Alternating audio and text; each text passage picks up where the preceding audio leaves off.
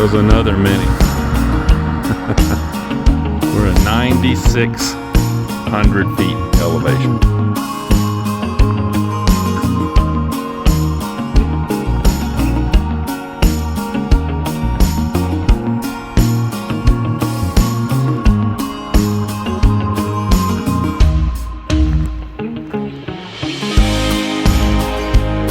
Been down here in New Mexico exploring this week in Santa Fe, and honestly the elevation didn't really affect me until we got up here, and what is this, the Hyde Memorial Park, almost 10,000 feet elevation, and now it's starting to you can probably tell I'm a little out of breath now. But I think we're going to try and drive on up toward the ski area and see if we can find a spot where we can look out really, really far.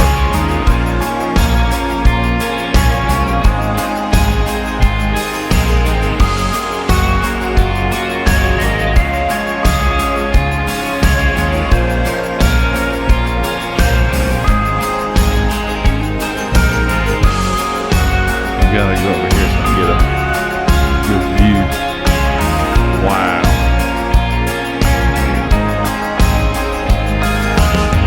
It's absolutely beautiful.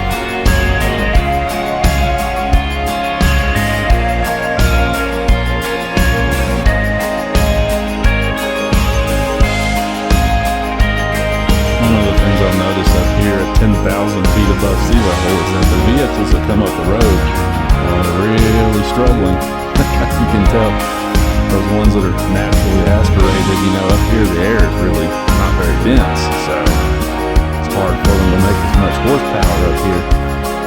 Earning some serious RPM coming up this mountain, but man, is it a beautiful area. New Mexico, I can see why they call it the land of enchantment.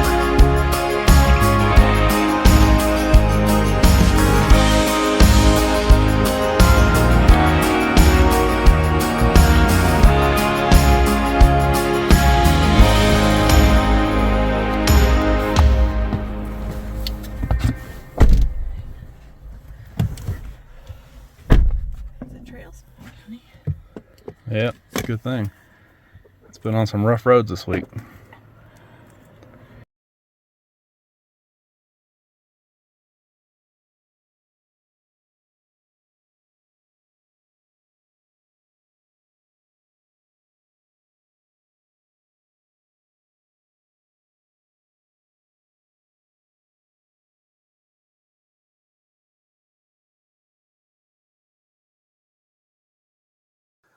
So we made it back from New Mexico, and let me tell you, that is a beautiful state. It really is. We got to travel up and down the Turquoise Trail, and we went up into the mountains above Santa Fe and then back down again toward Albuquerque. My wife is a very artistic person, so she went into a lot of the artsy areas of town and looked at a lot of shops and that kind of thing. And I just enjoy being outside. I really enjoyed the scenery, going up into the mountains. It was just a really cool experience, you know. Growing up over here on the eastern side of the country, I don't get much opportunity to see that kind of terrain and everything. So, you know, fortunately for me, my job allows me to travel out west sometimes, and so that's been kind of a nice perk of my particular job, I guess you could say, is that every once in a while, about once a year, I get to travel out west and see some things that I probably wouldn't be able to see otherwise. I've been to Reno, Nevada, got to drive over into California one time. I've been to Santa Fe a couple of times now, and it looks like next year we may be going to Austin, Texas, so I might get to go spend some time on the ground in Texas.